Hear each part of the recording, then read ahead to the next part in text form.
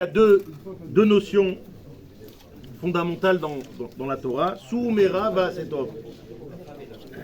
Sourmera, c'est prendre distance avec tout ce qui est mal, n'est-ce pas?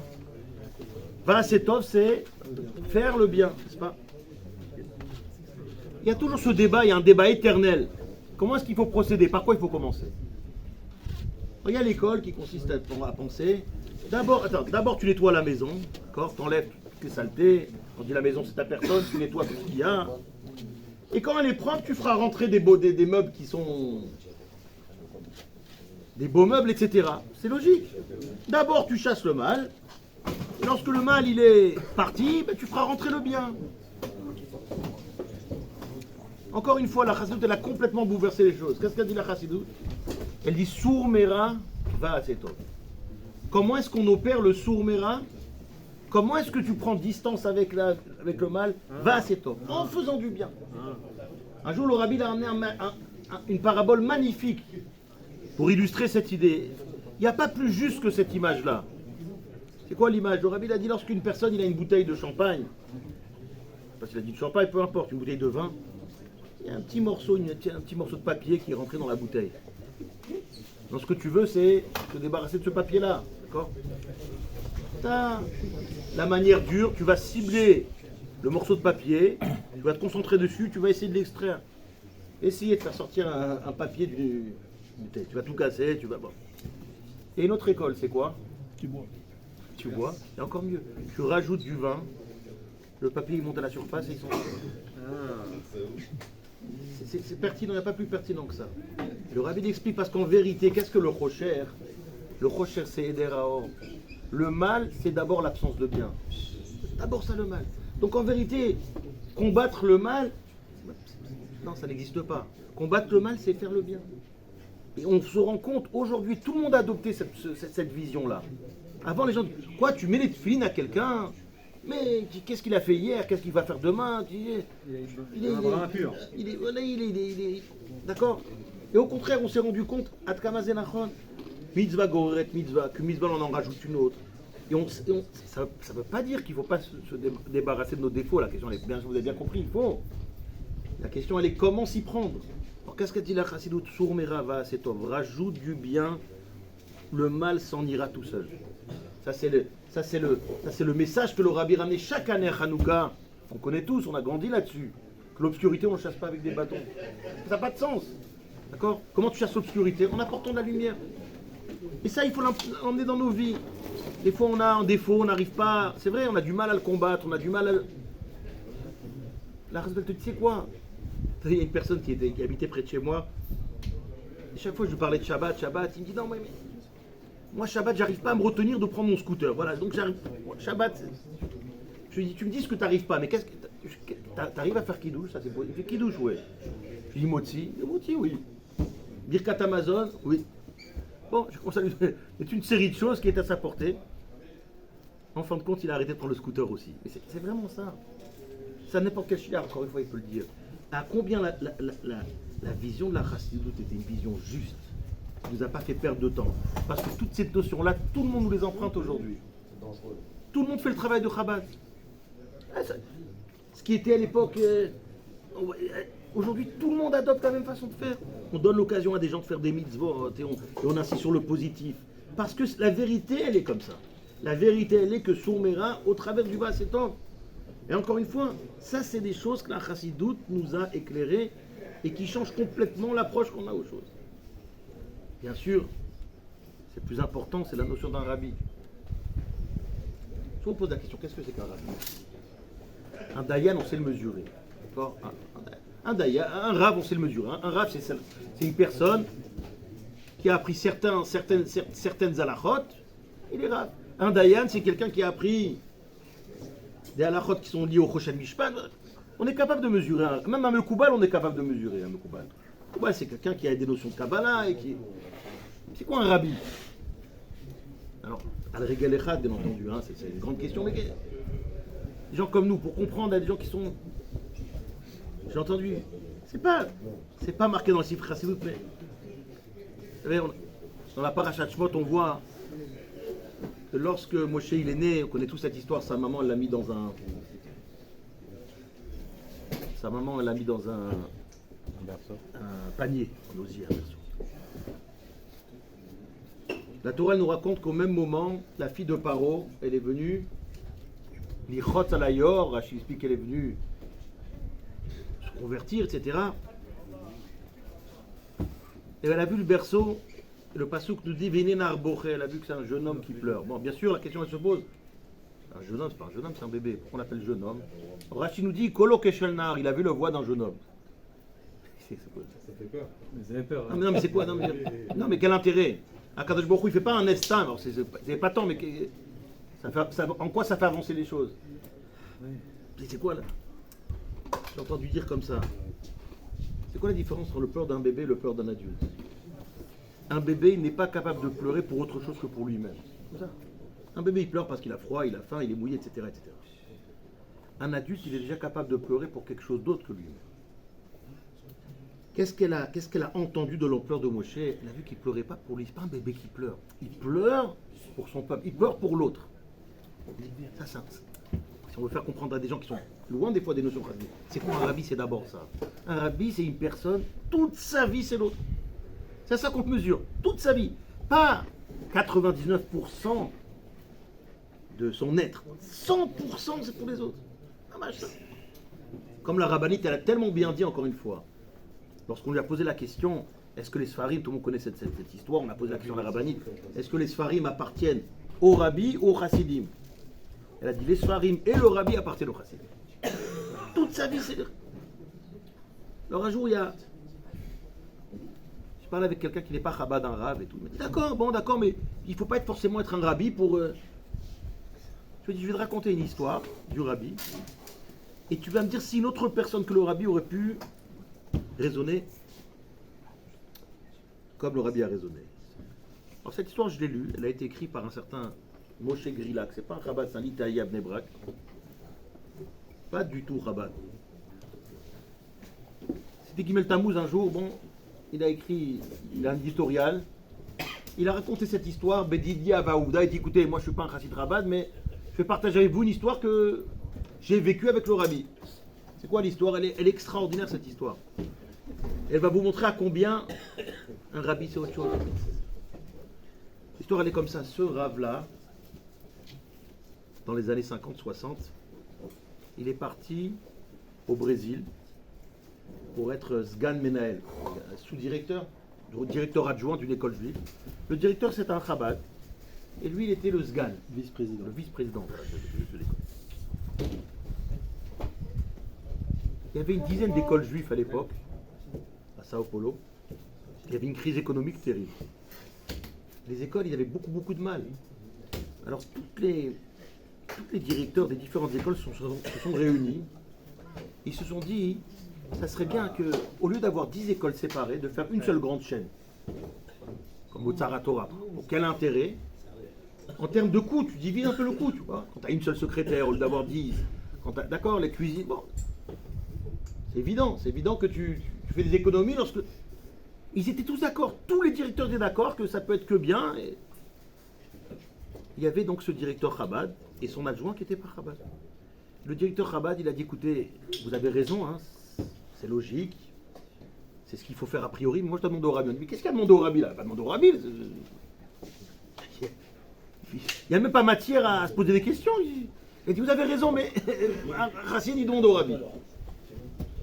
Et ils ont dit, mais même le rabbi ne veut pas que tu lui demandes une question pareille. Un chassid, c'est ça. Il a posé la question au rabbi. Il a dit, rabbi, voilà. Très bien, rabbi. Très bien. Et rabbi, voilà. On s'est réunis avec les autres directeurs d'école de Sao Paulo. C'est la première fois qu'un chaliard du rabbi vient à Bonneuil. Comme il a des problèmes de ventre en ce moment, il ne peut pas faire sur la grande vodka, donc ne soyez pas étonnés qu'il fasse sur l'arbière. J'ai dit je l'accompagne par amitié, par shlochim entre amis, etc. Mais il ne peut pas faire sur l'alcool fort, donc il fait que sur de la bière. Donc c'est pourquoi c'est un farmagan un peu spécial, mais au moins que dans ces cas-là, Aïdan boit comme une bière, on doit la boire. Montre-moi. Lechaim Ben Shaliach. Et il a marié sa fille cette année, Bezrat Hashem. Amen, amen. Il a avancé. Et l'année prochaine, Youtet qui se lève, il reviendra et il dira ah, ça y est, c'est moi le babysit de la petite. Je suis coincé, je suis obligé de trouver une babysit pour elle, c'est galère, je suis un jeune grand-père. Lechaim.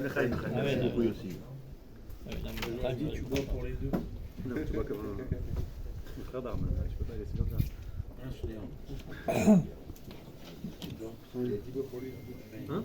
Général, il a dit bois pour lui. Donc il a écrit au rabbi, il a demandé quelle doit être ma position, est-ce que je dois m'aligner avec les autres ou pas? Le rabbi lui a dit surtout pas. Il était gêné. Il s'est dit qu'est-ce que je vais leur dire? Ils vont pas comprendre. Il n'y a pas un début de sens à ça. Bon, ils sont réunis. Il a dit écoutez les amis, désolé, je peux pas. Il dit pourquoi? Où est le problème? Il n'y a pas le problème, mais mon rabbi m'a dit non. Presque gênant des fois. Quand tu n'as pas un début d'explication, c'est difficile. Ils ont dit, mais écoute, tu mets en péril tout le monde ou personne. Écoutez, c'est comme ça. Quelque temps après, il a voyagé chez le rabbi, en Yechidout, à l'époque où le rabbi recevait les gens.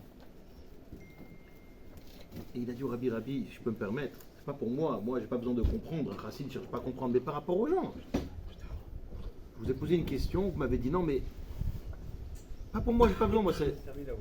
Non, mais je comprends pas, mais c'est évident pourquoi je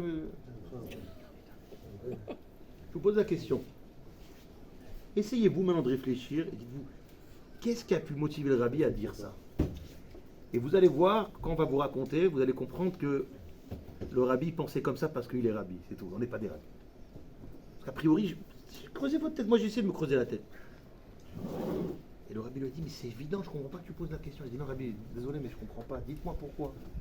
Le rabbi lui a dit, mais Chacham, écoute, regarde, quand aujourd'hui tu as une famille, il y a 10 écoles juives à Sao Paulo, Nachlat Moshe, Bet Israël, Bet Yaakov. Lorsqu'une famille elle n'est pas contente d'une école, qu'est-ce qu'elle fait? Mais dans une autre. Elle n'est pas contente de la deuxième école, mais dans la troisième. Pas contente de la troisième, mais dans la quatrième. En attendant, il est dans un... Si tu fais une seule grande chaîne, si les parents ne seront pas contents, ils vont aller chez les goïms, perdre des centaines d'enfants. C'est tellement évident, n'est-ce pas? Et c'est là où on voit qu'un rabbi c'est autre chose. C'est autre chose. Il dit ça à un rabbi. Dis-moi, est-ce qu'un autre Rosh Shiva ou un autre... Est-ce que quelqu'un aurait pu avoir...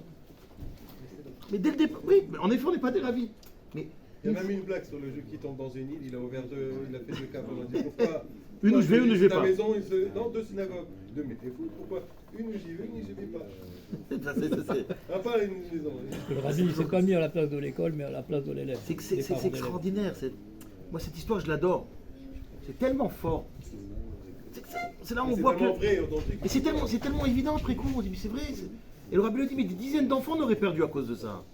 Qui seraient partis chez les goïms, qui seraient mariés avec des goïms. C'est quoi le... Encore une fois, un rebbe c'est autre chose. Et quand on attache à un rebbe, on évite de tomber. Mamash. On attache avec quelque chose qui nous évite de faire des erreurs. Mon père m'a raconté plusieurs histoires. Une fois à Lyon, il y avait... Tu commences à faire ma gueule. Non, une fois il y avait une famille qui devait adopter un enfant. Il y avait un Dayan à Lyon, Rav Poultora, qui l'appelait mon père. Il voulait faire... C'est toute une histoire comme quoi...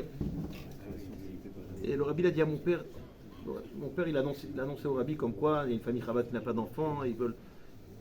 Et en parallèle, il y a une femme qui a accouché et qui ne veut pas garder cet enfant. Bon, c'était tout de suite. Et le rabbi lui a dit, fuis. Il n'a pas compris pourquoi fuis. Quelque temps après, il s'est avéré que c'était une... Ça fait la une des journaux, 3 rabbins et un couffin.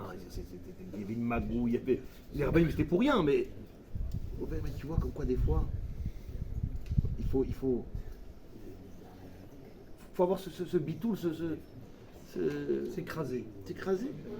Alors Yossi, là, je ne peux pas ne pas le raconter parce que c'est une histoire qui est... On connaît... Qu'on parle de papa et t'acheter route à Lyon, c'est une histoire que tout le monde connaît, mais peut-être je vais vous la raconter dans les détails. Mon père, il est parti en Shlichut en 1975. Tafshin Lamed E.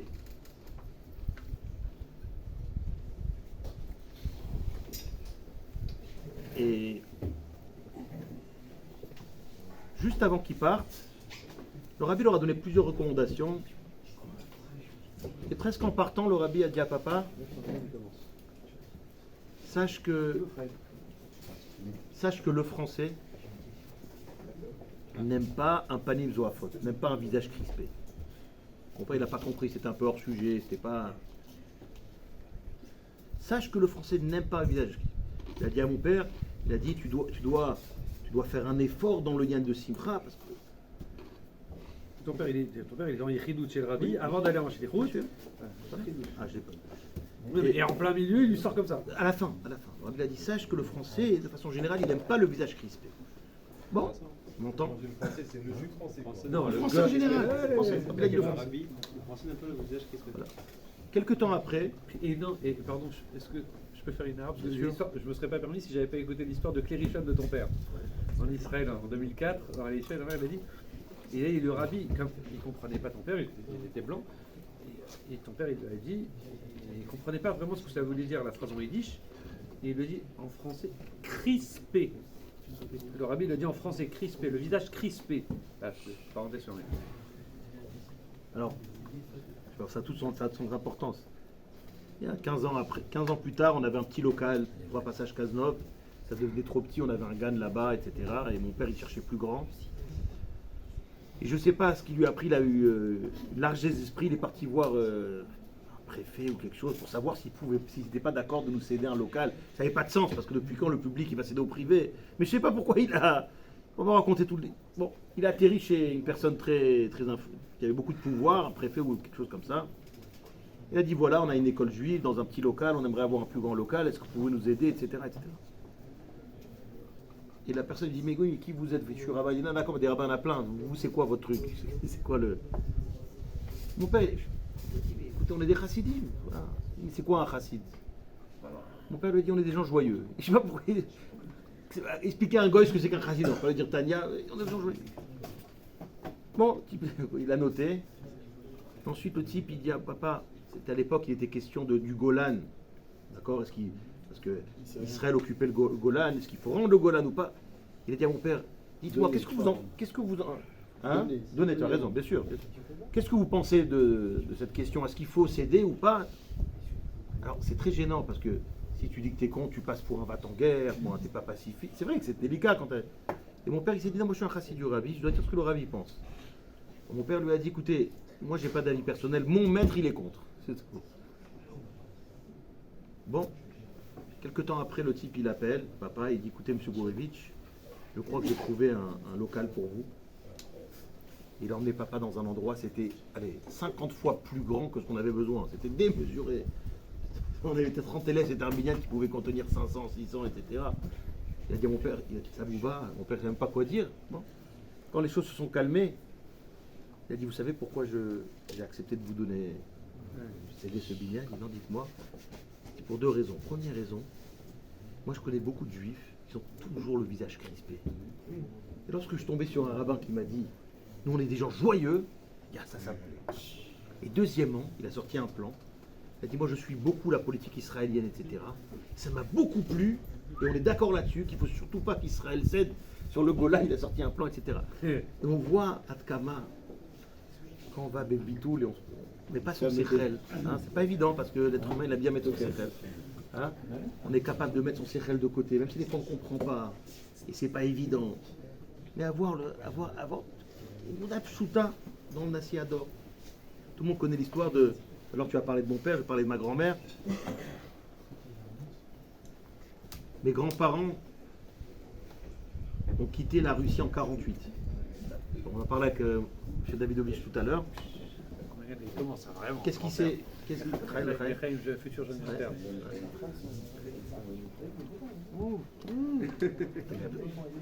Ils m'en veulent là que je te sers de la bière depuis tout à l'heure. En 48, racontez l'histoire comment elle s'est passée. Il y a beaucoup à apprendre cette histoire. Ouais.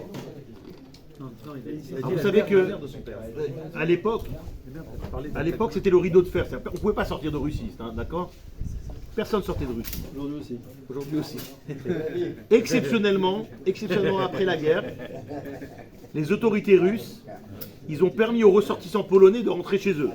Hein, monsieur Davidovich, c'est ça. Qu'est-ce qu'ils ont fait les chassidim à l'époque? Par les chassidim russes, n'est-ce pas? Et ben ils se sont dit, ben, il faut rentrer dans la brèche. C'est le seul moyen qu'on a de quitter la Russie, c'est de se faire passer pour des ressortissants polonais. Juste pour vous donner une idée, pour acheter des faux papiers polonais, c'était 1 an de salaire. Et il y a eu des chassidim qui ont vraiment fait Messirut Nefesh, Mendel Futterfass, Moumessor, vraiment ils ont fait Messirut Nefesh pour offrir à un maximum de chassidim des faux papiers. Mon grand-père, comme beaucoup d'autres, il a acheté 3 papiers polonais pour lui, ma grand-mère et sa mère. C'était un juif qui vendait ses faux papiers. Ils avaient convenu que le jour du départ, près du quai, il lui donnera les papiers. Mon grand-père, il avait confiance. Et le jour du départ, le type, il vient, il donne les papiers, mais il donne pour ma grand-mère et pour mon arrière-grand-mère. Et mon grand-père, il dit, je vous ai payé pour 3. Il dit, non, je ne l'ai pas. Je l'avais vendu à quelqu'un d'autre. Terrible. Et là, vraiment, c'est être ou ne pas. Qu'est-ce qu'on fait? Mon grand-père, il monte dans le train, en sachant qu'ils vont passer à la frontière et ils seront interrogés. Parce qu'il y avait que les Polonais qui avaient le droit de rentrer chez eux, pas les Russes. Mon grand-père, il tremblait, et à la frontière, ça n'a pas loupé, ils lui ont demandé qui vous êtes. Il a dit, ben, je suis un Polonais, comment vous vous appelez? Zajgarten. Vos papiers, ils sont où? Je les ai pas. Ils ont dit, vous n'avez pas l'accent polonais, descendez du train. Pour mesurer un petit peu l'atmosphère, il y avait un raf qui était dans le wagon. Lorsqu'ils ont fait descendre mon grand-père, il a dit à mon grand-père, écoute-moi, écris vite un guet à ta femme. Écris un acte de divorce parce qu'elle ne te verra plus, autant qu'elle puisse se remarier. Voilà l'état d'esprit à l'époque. Ils n'ont pas trouvé de stylo, sinon je ne serais pas là. Et pour vous dire, c'est un raf. Je m'appellerais Pinto. Et ça s'est joué à ça. On n'a pas trouvé de stylo. Il n'a pas écrit le guet. Mais pour vous dire, pour eux, ça veut dire quand. Voilà, c'était. Et ma grand-mère, elle voit comment descend mon grand-père du wagon. Et il faut être russe pour savoir ce que ça veut dire que c'est fini, quoi. Surtout qu'il était déserteur en plus de l'armée, donc c'est tout. Bon, ils allaient le. 3 heures de retard. En attendant, ma grand-mère, avec tout un groupe de chassidim, ils arrivent à Cracovie, ensuite à Paris. Ils sont dans un hôtel de réfugiés. Et mon grand-père, il est en prison, il attend son procès. Ça a duré 2 ans. Il avait oublié même ce qu'il avait déclaré dans le train. Eux, ils avaient noté. C'est le comble. Hein, et lui, il ne se rappelait pas ce qu'il avait dit. Donc, il n'y a aucune chance. Ma grand-mère, tous les jours, elle se mettait sur les escaliers, elle pleurait. 18 ans, à l'époque, 19 ans. Il y avait un vieux chassid qui s'appelait Goudin. Chaque matin, il la voyait et il disait, mais Khana, tout ça ira, ça ira. Ils n'avaient pas d'enfants. Ça ira, t'inquiète pas. Ça ira, il va sortir de Russie. Ça voulait rien dire, c'est des mots. On savait que c'est juste des... Pardon, je demande une question bête. Ils étaient mariés depuis combien de temps? Ils étaient mariés. Non, même pas un an. Et ma grand-mère, tous les matins, elle s'asseyait, elle pleurait, ensuite elle allait travailler. Elle avait sa sœur, la mère Ravazimov, elle est à Shalom. Heureusement qu'il y avait sa sœur, mais bon, ça a duré 2 ans comme ça. Et au bout d'1 an et demi, elle a demandé au rabbi, elle a dit, qu'est-ce que je fais? J'ai envie de retourner en Russie, moi j'ai peut-être la chance de le voir au moins. Alors que là, c'est fini. Le rabbi avait répondu, ça serait comme mieux, c'est fou, ça serait quand même mieux que lui la rejoigne à Paris plutôt qu'elle le rejoigne. Bon, encore une fois, c'est des mots, c'était pas... Et ma grand-mère raconte que tous les matins, même si c'est surréaliste, on a bien entendu des paroles presque volontairement, elle s'arrangeait à se poser au moment où ce vieux chassid sortait pour entendre ces mots, ça ira. Arrive le jour du procès, je dis c'était très très mal engagé parce qu'il avait même oublié ce qu'il avait déclaré, il n'avait rien de polonais du tout, c'est un déserteur. On l'emmène dans la salle, dans l'audience. Et là, il a appris que la juge, elle était connue pour être une juge, mais alors terrible. Alors là, c'est déjà mal parti comme ça. Mais alors qu'une juge, pareil, c'est... Une femme? Une femme. Et ouais. En plus. Et là, elle venait de terminer un dossier. Elle dit, prochain dossier, c'est quoi? Le greffier, il dit, ben, c'est par rapport à un réfugié polonais. Vous avez bien compris que c'est... Justement, l'enjeu, c'est qu'il n'était pas réfugié polonais. Mais il a présenté ça comme ça. les réfugiés polonais, mais il y en a marre des réfugiés polonais. On n'en veut pas. Jetez-le-moi en dehors du territoire. Un miracle. Quelque chose qui est... Et là, on emmène mon grand-père à la frontière. Oui, il jette son sac et on lui dit casse-toi. Tenez 2000 € pour partir. Il arrive à Cracovie et il se renseigne où sont les Russes qui étaient venus. Bon, ils sont à Paris. Et là, tout de suite, il envoie un télégramme pour avertir ma grand-mère comme quoi il arrive. La seule adresse qu'il avait, c'était ce fameux vieux juif. Chez lui à la maison. C'est lui qui a reçu le télégramme. Oh là. Comment on dit, Karaina, comment c'est le lachon, Degar Taïou levé par Vanka. C'est lui qui a Il est venu voir ma grand-mère, il lui a dit, tu te rappelles, je t'avais dit que ça ira. Bah, regarde. Déjà, ça montre que des fois, même quand on balance des paroles, on n'y croit pas, il faut les balancer quand même. Parce qu'en fin de compte, une bonne parole, elle a une... Lâche elle pas. lâche pas. C'est la vidéo du rabbi. Hein? La vidéo du rabbi. Une bonne parole, elle a une lâche pas. Pour la petite histoire, pour la petite histoire ou la grande histoire, 40 ans après cette histoire, on est dans les années 70 ou 80, mon grand-père il avait des problèmes de cœur. Et le rabbi lui a dit qu'il serait bien qu'il aille en vacances se reposer un petit peu. Alors c'était quoi les vacances? C'était au lieu de étudier et prier ici, c'est aller à Anvers, étudier et prier. Bon, il avait une cousine là-bas à Anvers. Et il était toute la journée assis au Beth Medrash. Et dans le Beth Medrash, il y avait un Melamed qui étudiait avec des enfants, etc. Et mon grand-père il a commencé à sympathiser avec lui, d'où tu viens?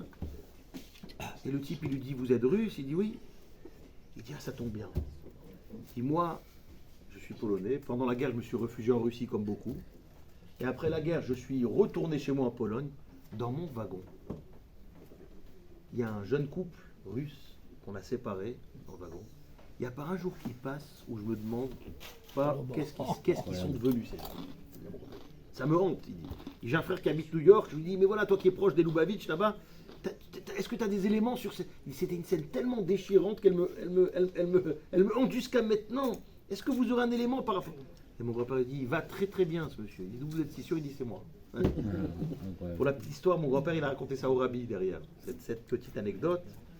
Et que chez le rabbi, tout devait être utile chez le rabbi. Il n'y avait pas de... anecdote pour... Il aimait beaucoup ces histoires-là.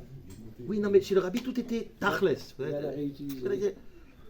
Alors le rabbi a dit il faut profiter de ce kécher pour l'influencer à prendre race. Chez le rabbi, tout était... D'accord, ça, c'est une histoire, c'est bien, mais qu'est-ce qui va ressortir de ça? Vous connaissez toute cette histoire du type qui passe devant... C'était en vidéo, j'aime ou pas, j'aime, peu importe. Il passe et le rabbi lui dit, vous vous rappelez, on s'est vu il y a 30 ans et vous m'avez dit si... Et il dit au rabbi, you're an amazing rabbi, un américain quoi, il dit. Vous êtes extraordinaire, vous vous rappelez?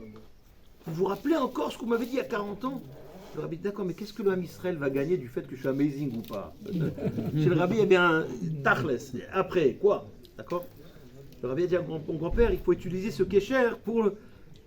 L'histoire, elle s'est passée comme ça. D'accord? Encore une fois, on voit...